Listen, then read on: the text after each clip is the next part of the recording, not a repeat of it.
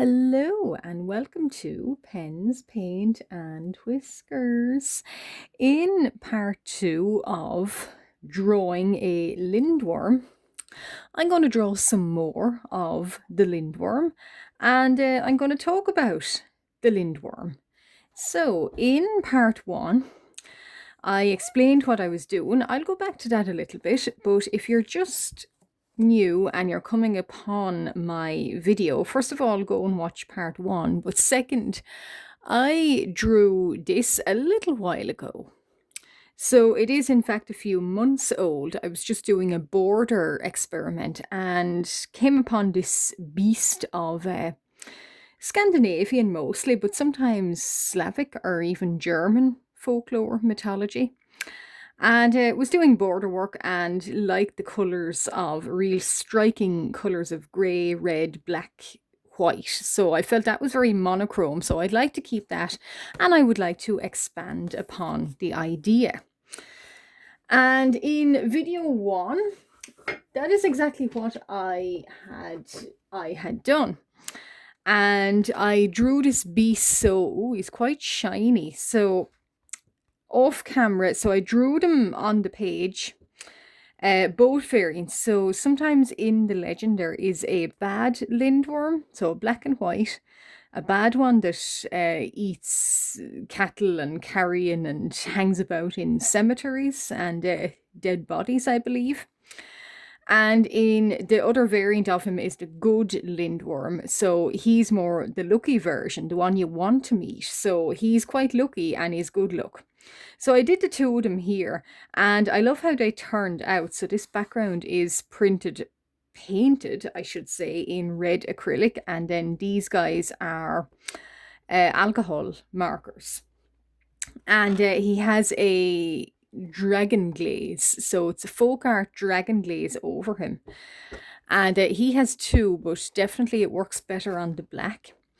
And yeah, so I love how these guys turned out. So now I'm going to just do this page here and going to speak some more about the lindworm. And I should say my sketchbook is a 300 GSM Lowell Mellow watercolor sketchbook, but it pretty much takes everything. It does indeed take alcohol markers, even though it might not necessarily be made for them, it does take them. So yeah, so I'm going to crack on and I'm going to do this one down here and maybe this one we'll see. But if you notice, I have a border. I might spend the next video, part 3, doing the border. And these are just my hoo-hoos. So going back to a lindworm. So as I said, in Scandinavian, sometimes Germanic mythology, there is such a beast as a lindworm. Now, a lindworm appears in English heraldry as well, so you can see family crests with similar sort of, even drakes sometimes is another kind of name. They all fall under the umbrella of dragons and their relatives. A lindworm is usually depicted as a legless, but again, with folk tales and different cultures, it changes, but he's usually depicted, again, male, usually depicted as a legless and sometimes wingless dragon. So basically like a giant snake sometimes.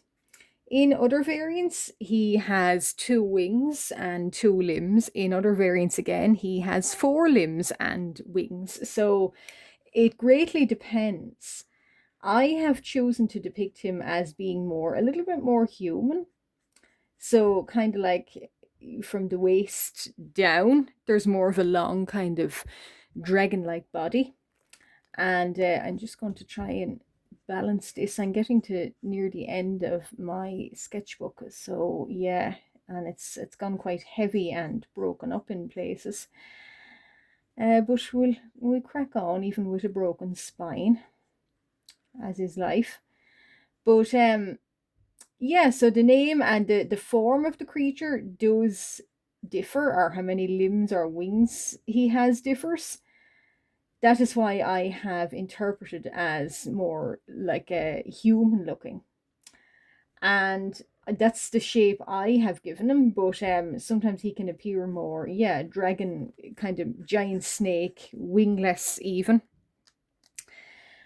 And usually appears in Scandinavian mythology. And in part one, I explain more about a tale of how a Lindwyrm came to be.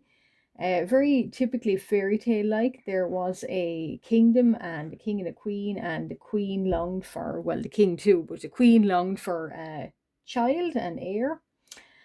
And none came. And when she was out walking one day, she met a hag or a witch or a wise woman, and said the wise woman told her that in a two-handled chalice, if she drank from it or left it in the corner of her castle garden and collected it the next morning, underneath she would find two roses, so one black, or sorry, one red and one white.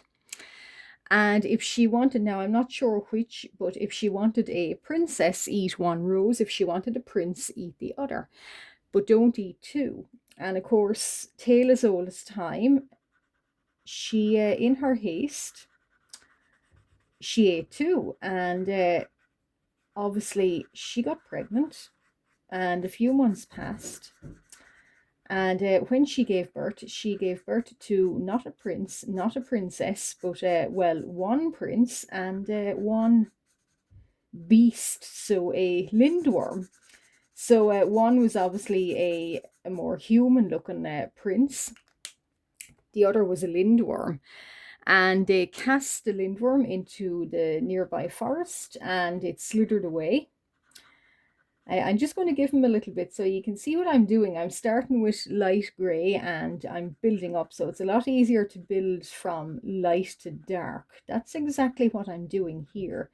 So, and no, he hasn't got any black on him at all. I do have the black marker here, but I very rarely use it.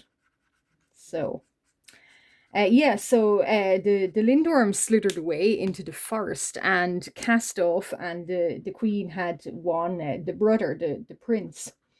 And obviously years passed, and it came the time for the prince to find a princess. And when he was out walking one day in the forest, this gigantic snake creature, dragon creature appeared and pretty much introduced himself as his brother and said to him that under no circumstances could human Princey find a wife, not before the Lindwyrm found one. So this put the kingdom and the king and the queen into quite disarray. So it was up to them to find a suitable wife for such a bestial creature. And the king searched far and wide and exhausted pretty much all of the neighbouring kingdom's princesses. And when he would bring them back, obviously the poor women got no say in any of this, as they never did. And when they would marry this beast, the next morning, whenever the king or the servants would check upon, this guy lived in a lair, by the way, when they would check on the new bride and this rather serpentine husband, the bride was always gone because the Lindwyrm would eat her. And in desperation, all of the kingdoms probably neighbouring onto him, being exceptionally suspicious of losing all these young women. So in desperation, he appealed within his own kingdom, and a shepherd that had a daughter, being of course the good man that he was, he put forward his own daughter. Again, she got very little say, and it was up to her to marry the Lindwyrm. Now, of course, she knew what this creature was, in that all of these line of princesses were quickly disappearing, and next she was supposed to marry him.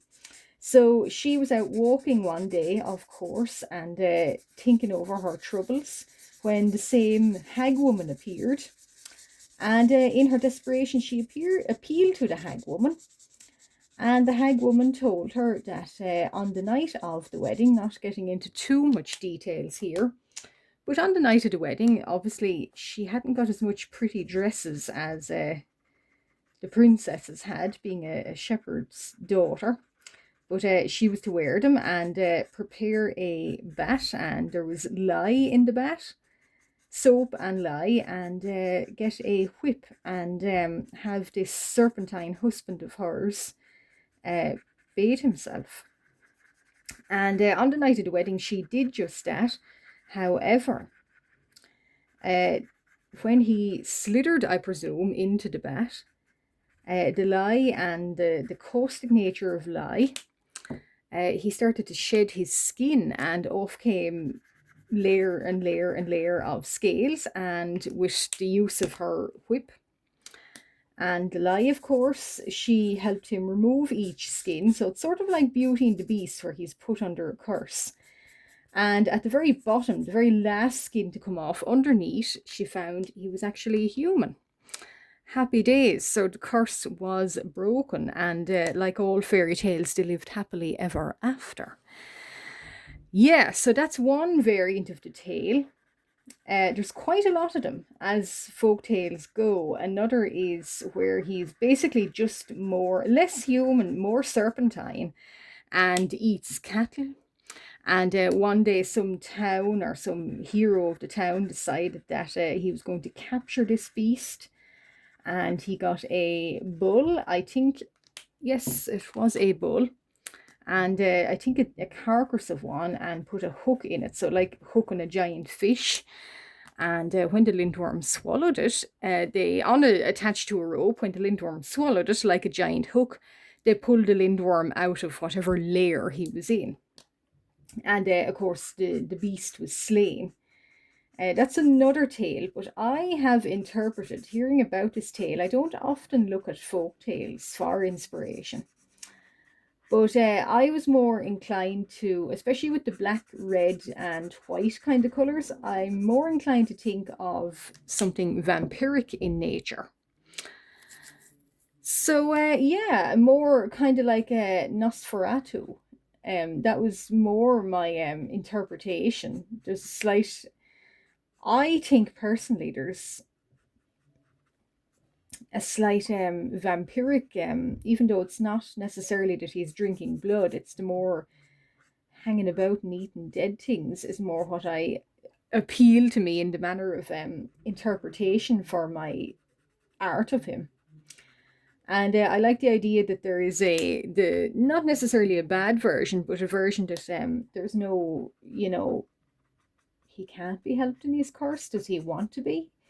Is he cursed? He just likes being what he is? I don't know. But it is a little bit like there's elements of Beauty and the Beast or the Frog Prince, just with a little bit more scales.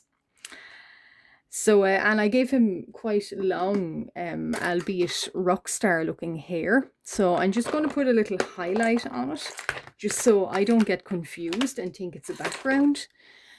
So I'm liking how he's turning out. This is my Faber-Castell Pitt marker pen. Yeah, Pitt, and it's in white, so gives a kind of a not a too bright kind of highlight. So he's got great hair, this guy.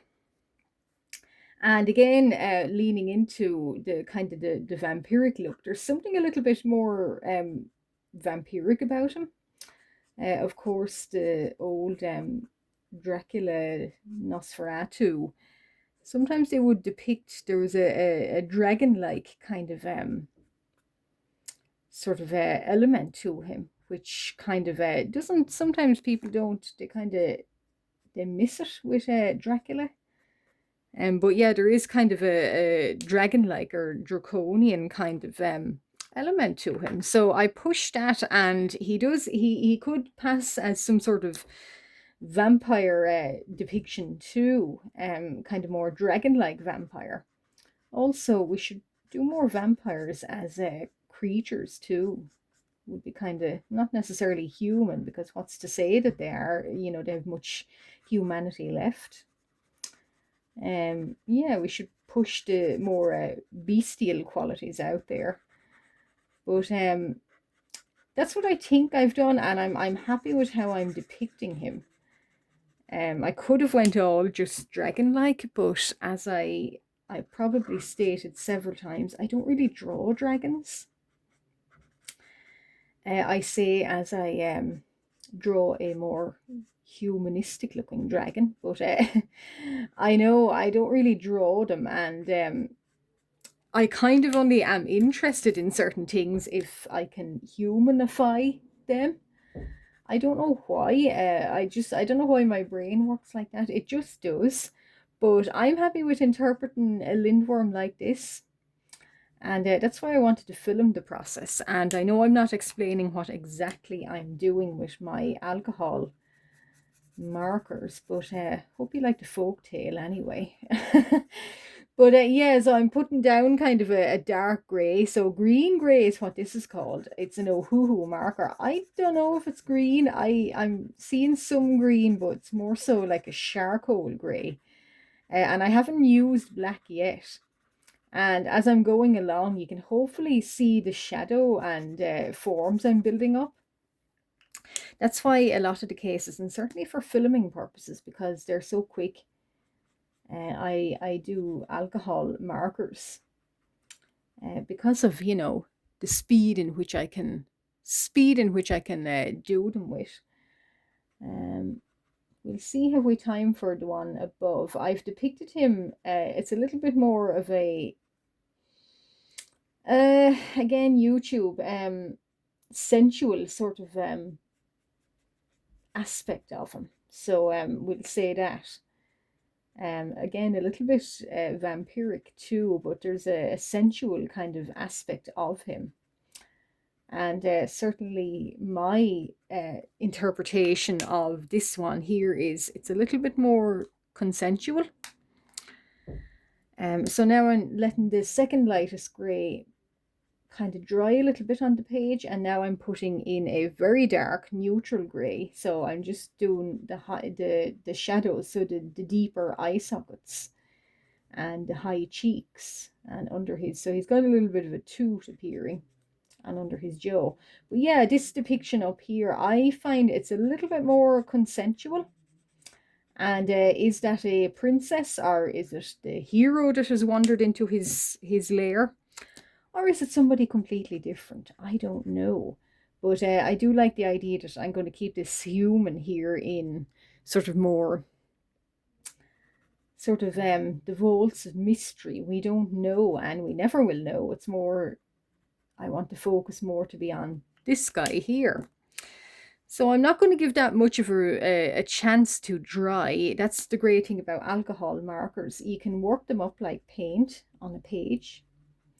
So I'm going back with the lightest grey and trying to kind of blend in. Now the key word sometimes being try. So dragging the dark pigments around, and hopefully it's convincing when they dry. So that's his main body done. So I'm just going to put in more highlights with my Pitt Artist pen, because he's got some highlights on his shoulders. So I'm hoping now, yeah, perfect. And you can smudge a little bit with your finger even. That's what I do. Fingers being one of the greatest tools for art, and underrated. And we give him a hooked nose, yeah. And also going back to kind of the somewhat similarities, sort of vampiric and draconian elements. Bram Stoker, the writer, the novelist of Dracula, he also, one of his short stories features this creature. It's called the White Worm, so it's the lair of the White Worm. So yeah, he also kind of noticed the sort of serpentine or dragon-like qualities to what he was writing about. Yeah, so that guy there now, that looks good. I like how he looks, so I'm going to tackle this fella up here. And this fellow, or this person with him, I'm going to talk about their skin color.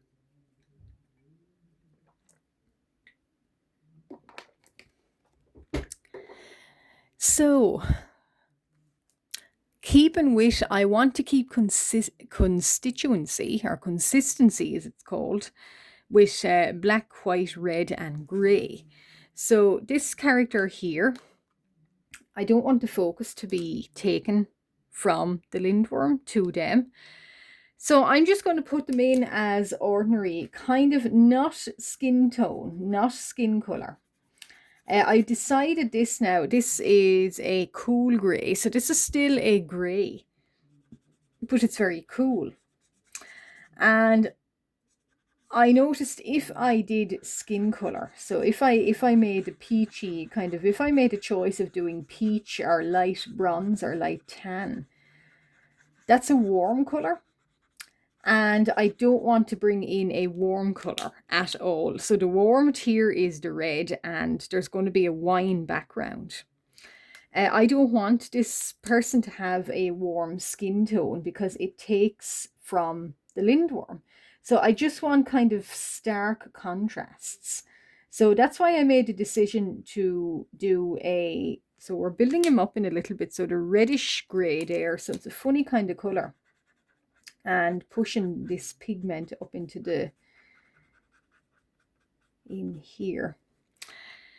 So yeah, I didn't want, I thought if I brought in a peach color or a, you know, a light kind of ochre for skin tones, it would take, it would add warmth in, and I don't think warmth needs to be added in here.